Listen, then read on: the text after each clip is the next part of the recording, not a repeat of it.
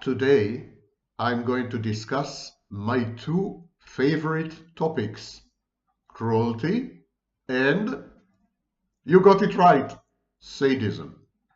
Why?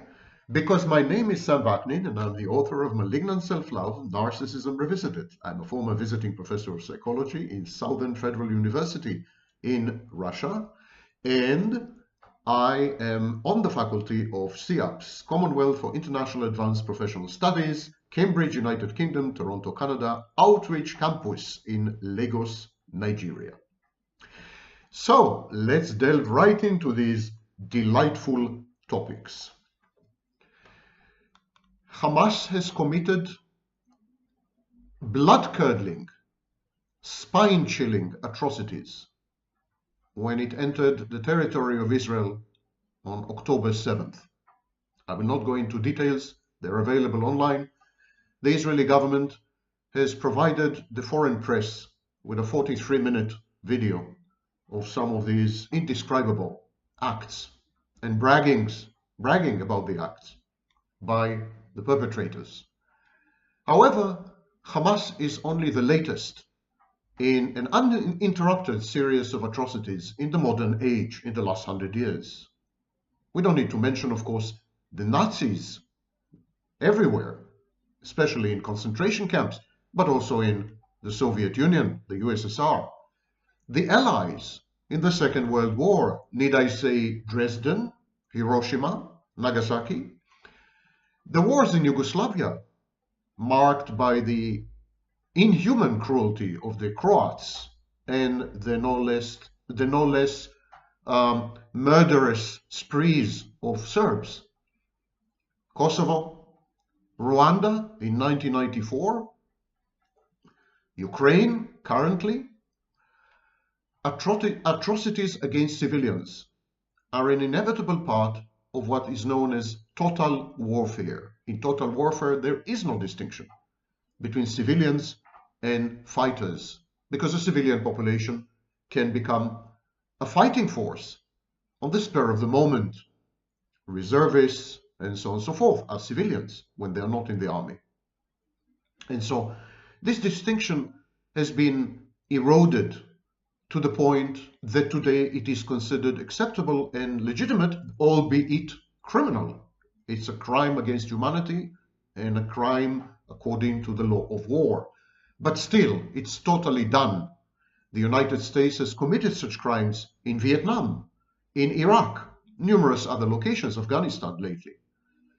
This is done, and we need to live with it. This is a fact of life. And all these acts, all these atrocities, are cruel. But are they sadistic? And here I am, your favorite blue professor of psychology, to the rescue and to the breach. No, cruelty is not the same as sadism.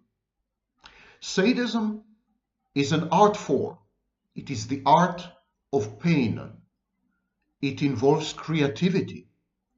It involves premeditation, imagining the acts before they are committed, gratification, pleasure in inflicting exquisite pain on another human being or group of human beings. Sadism is often coupled with masochism, which is self-punitive. It is a way to purge a bad object or inner demons, if you wish. Sadomasochism. So sadomasochism is a mental pathology, mental health pathology. It's been first described at the end of the 19th century.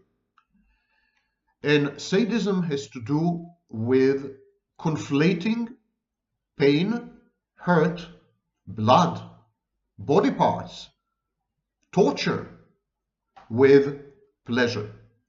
Deriving pleasure by denying someone else pleasure. Deriving pleasure also by humiliating and shaming someone else. Deriving pleasure by hurting someone else, not necessarily only physically. Sadism can be physical, and as we came to understand in the second half of the 20th century, sadism definitely can be also emotional, social shunning and ostracism are a form of sadism, Sadism is perpetrated today via social media networks. And so sadism is about designing a stratagem, a plan of action that drives another person to experience intolerable, unbearable, torturous pain, and then witnessing this pain with gratification, satisfaction, pleasure. In other words, sadism is a form of hedonism. It's hedonic, not unhedonic.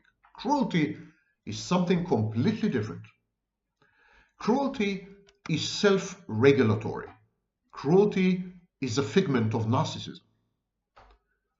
Cruelty is the infliction of excessive pain on another person. The pain could be, again, psychological, could be social, could be physical. And so, superficially, cruelty looks a lot like sadism. And we often say this guy is sadistic, when actually this guy is not sadistic. He's just being cruel. Because cruelty is internal. Cruelty is for internal consumption. While sadism is about pleasure, and similar to, for example, eating good food or drinking good wine or watching a great movie or a great performance, it's performative. While sadism is performative, therefore outward oriented, the sadist definitely perceives the other person as an external object and intends to annihilate the other person, to eliminate the other person's capacity to survive. That's sadism, the recognition of externality and separateness. Cruelty, on the other hand, involves internalization of external objects. In this sense, it's highly narcissistic. Let me explain. Most acts of cruelty follow mortification. They are in the wake of some public shaming or public humiliation. We become very cruel, having been humiliated and shamed and mortified and disgraced and shunned and attacked and criticized in public. Not all of us, of course, but many of us. And the vast majority of us engage in revenge fantasies, which, coming to the bottom of it, is a form of cruelty. It's imagined cruelty, it's fantastic cruelty, it's cruelty that's never carried out, never translated into actions in real life, but it's still a form of cruelty. And so revenge fantasies are very, very common. I would say that possibly everyone has experienced revenge fantasies, having been humiliated and shamed and attacked and criticized and so on. So here's the first linkage. Cruelty is reactive. Cruelty is an external solution to mortification. And I encourage you to watch my videos on mortification, especially the work of Libby. Because cruelty is a reaction to mortification, it could be described as a translation, a transformation of a narcissistic defense. The sequence is this: you're mortified, you're attacked, you're criticized, you're shamed, you're disgraced, you're exposed, you're mortified. And then your narcissistic defenses kick in. And your narcissistic defenses push you to become cruel. Cruelty is intended to restore the grandiose, inflated self-perception that the narcissist, for example, has. Same with the psychopath, same with the borderline. So, cruel people most likely have exaggerated narcissistic defenses, and they would tend to be antisocial. Another type of cruel person is the labile, the dysregulated cruel person. Borderlines can be very cruel when they act out, when they decompensate. Some of them become violent and aggressive. All these forms of cruelty are intended to restore grandiosity to its rightful place. The cruel person has an inflated self-image, regards himself as godlike, or at least as chosen, special, with exclusive access to the truth.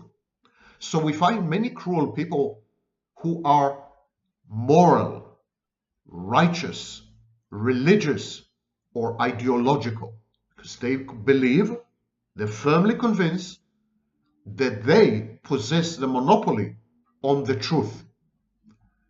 Morality is a weapon.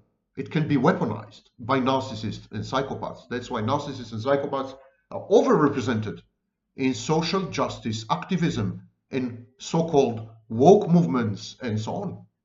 Because morality is a wonderful opportunity for the narcissist and psychopath to act or to misbehave with impunity. And so moral people, fundamentalist religious people, ideologues, people who are committed to ideologies such as, I don't know, Marxism, Nazism, these kind of people are grandiose because they consider themselves to be members of a select group, a chosen group, a group which is privy to some arcane, unique, amazing key to the universe. They are masters of the universe in this sense. Same goes, for example, for certain professions, medical doctors, psychiatrists, people in finance. They're the same. It's the same dynamic exactly. There is grandiosities that is the derivative of being a member of a collective, a club, being chosen, being selected, being, again, privy to information that no one else shares. We find the same attitude among conspiracy theorists. And so, when this grandiosity is undermined, challenged, let alone destroyed in the process of mortification, there is an urgent need to restore it, because this grandiosity becomes intertwined with identity, belonging, affiliation, allegiance, adherence to certain percepts, certain ideologies, certain religions, certain values, certain types of morality, certain codes of conduct. This becomes your identity. And when you're mortified, it takes your identity away from you. To restore this grandiose identity, you become cruel. Cruelty is unnecessary. It involves excess. It's going beyond the pale, beyond the call of duty, beyond justice. That's what makes it cruel. And so it is a choice. It is a decision. It is a selection. You choose to be cruel. You don't have to. There's no need to be. So by exercising your capacity to be cruel, you're expressing dominance and control. You're being coercive. It causes what Grunberger called elation, narcissistic elation, but not pleasure. Do not conflate and confuse narcissistic elation with narcissistic pleasure. With pleasure, I'm sorry. Narcissistic elation is what you feel when you passed an exam with flying colors, when you went to a job interview and got the job, when your girlfriend agreed to marry you. That's narcissistic elation. It's triumphal, it's victorious, it's restorative, it restores you. Pleasure is something completely different, as you know, because we all experience pleasure. Pleasure has nothing to do with who you are, with your identity. Pleasure is external. It's added, it's a veneer, it's not your essence. Narcissistic elation is essential because it starts in childhood, according to Grunberger, the famous psychoanalyst. And so cruelty causes elation because it restores a previous grandiose identity. And this identity relied on a sense of superiority, which is the derivative of the belief that you're somehow chosen, select, privileged, with access denied to others. So, for example, if you're religious, you're likely to believe that your religion, and only your religion, is the truth. All other religions are either partial or mistaken. If you adhere to an ideology, your ideology is the final solution to the problems of humanity, and all other ideologies stand in the way and need to be eradicated and exterminated. If you are a racist, you believe that other races are inferior, and so on and so forth. And you would engage in cruelty to demonstrate your hegemony, your dominance, your superiority. Coercion is a way to communicate your privileged position in the hierarchy of being, in the chain of being. And so cruelty sustains a narrative. The narrative is twofold. One, I'm in a moral position to exact retribution, to restore justice, retributive justice. I am endowed with the kind of values, information, and language that empower me and legitimate my decision making as regards to your fate, your life, and your well-being. I am in charge of you because I'm superior to you. And I'm superior to you because I know the truth and you don't. You're misguided, you're misled, you're evil, consequently. It is my role to either wake you up, elevate you, enlighten you somehow, to punish you, and or to exterminate and eradicate you because you are an obstacle on the way to progress. And it is retributive justice. Your very being is an affront to me, an obstacle, a hindrance. I suffer because of you. The cruel person says, I suffer because of my victims. My victims make me suffer. They damage me. They hurt me. They destroy me, or they seek to destroy me. There's a lot of conspiracy, paranoid ideation going on here, conspiracism. So they're my enemies. They're my persecutory objects. I owe it to myself. I owe it to cosmic justice. I owe it to my moral adherence, to my religion, to my ideology, to my value system. I owe it to humanity to confront my victimizers, my abusers, the perpetrators, and to right the wrong, to rectify the structure and order of the universe as I know it should be. And how do I know how the universe should be? Because I've been told by God. I've been told by prophets. I've been told by philosophers.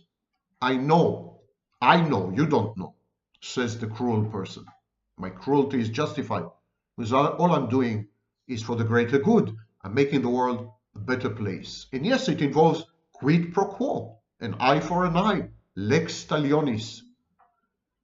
So victimhood is a narrative that is not only about retributive justice, it's not only about competitive, grandiose, entitled victimhood, it's about a restoration of the world, as the Kabbalah says, fixing the broken vessels. It's an act of redemption. Cruelty is a form of absolution.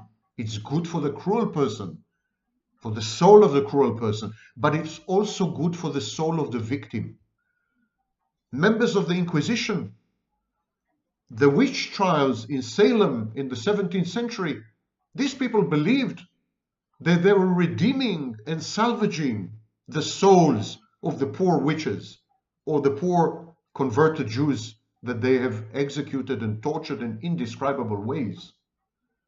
So it's about helping everyone. Cruelty is about helping everyone and about making the universe a better place by reverting it to its pristine, virginal, primary state. It's a cleansing. Cruelty is about cleansing. So you can immediately see that it has very little to do with sadism, because very often the cruel person suffers along with the victim. I know this sounds crazy, but this is a fact. Many cruel people, not all, sadistic cruel people don't, but many cruel people do what they do because they feel compelled to do it. They feel there's no other choice. They feel the alternative is decay and decadence and decomposition and degeneration. They feel that they need to save the world, to save others, to save even their own victims, and above all, of course, to save themselves. It's an act of salvation, salvator. So the cruel person may even experience guilt and shame over his cruel actions, may even feel ego dystonic about it, uncomfortable, tormented. We have the famous speech by Heinrich Himmler, the head of the Gestapo, the Reichsführer of the SS, telling his subordinates, what you're doing is horrible. I know it torments you and haunts you. I know but it is a sacrifice you're making for humanity, because we need to cleanse the Jews. We need to cleanse humanity. We need to save humanity from the Jews. It's a holy work for which it's a thankless work, because it will never become public, never be known. And you are, in effect, crusaders. You're saviors and rescuers of humanity. Similarly, we have confessions of executioners throughout the ages, including very modern executioners using the electric chair or drip injections. We have confessions of executioners who are like haunted and tormented and traumatized for life. But they say, it's my obligation to execute people. It's my obligation to sanitize this wound. It's my obligation to destroy and kill. It's like necrotic tissue that needs to be removed. Now, similarly, if you were to talk to Hamas activists or to former Nazis, they all justify their actions using the argument of the greater good. They are all what we know in philosophy as utilitarians. And they all employ the lex talionis. They all say, you started it first. You provoked me to do it. This is reactive abuse. But of course, there's no excuse for abuse. Reactive abuse is abuse, period. It is as reprehensible, as condemnable, as horrible as any type of abuse. Who started first means nothing. Your decision and choice to engage in abuse renders you an abuser, as bad morally, as evil morally, as your abuser. And finally, cruelty requires the cooperation of the victim, an admission of vulnerability, of failure, of defeat, of hurt, of damage, of pain. In this sense, cruelty is a form of shared fantasy. If you're cruel to someone and they are indifferent, they couldn't care less, the cruelty fails. For cruelty to succeed and be recognized as cruelty, it is the victim that should ascertain that it is feeling bad. The victim should say, I am feeling subject to cruel and inhuman treatment. If the victim says, what? No, I didn't notice this. I don't care. I haven't been paying attention. Then there's no cruelty involved. Cruelty is a combined state of mind. It's a symbiotic state of mind of the cruel inflictor of punishment and the victim of the cruelty. They collude and collaborate, and they agree upon the cruelty. They say the cruel person, the tormentor, the punisher, says, yes, I have been cruel because I've had no choice. I have been cruel because it's payback time. I have been cruel because I'm committed to justice and retribution. I have been cruel because it's a way to make the world a better place. And the victim of cruelty says, I have been subjected to cruelty. I recognize this as cruelty, and it has had effects on me. It has had an impact on me. I'm devastated. I'm traumatized. I feel, and so cruelty often provokes counter cruelty. It's an arms race of cruelty. Who would prevail ultimately? This doesn't happen in sadism. Sadism doesn't provoke counter-sadism. Sadism doesn't depend on the other person's collusion, admission, confession, or collaboration. Sadism is focused 100% on pleasure,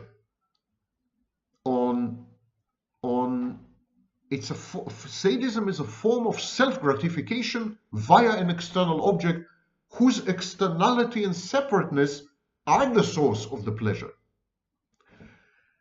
Cruelty, on the other hand, is an internalized construct, something internal.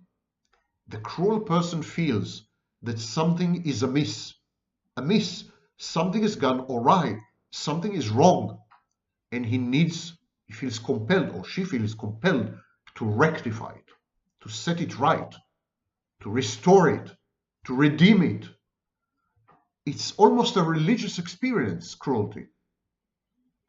And so, in matters of public affairs and politics, we usually witness cruelty, not sadism, and that's why it's easy to stop it. Sadism can never be stopped. Sadism is a character trait. You're a sadist until the day you die. But cruelty is situational. And when the situation is perceived to have been resolved, either via defeat or via triumph, then the cruelty stops.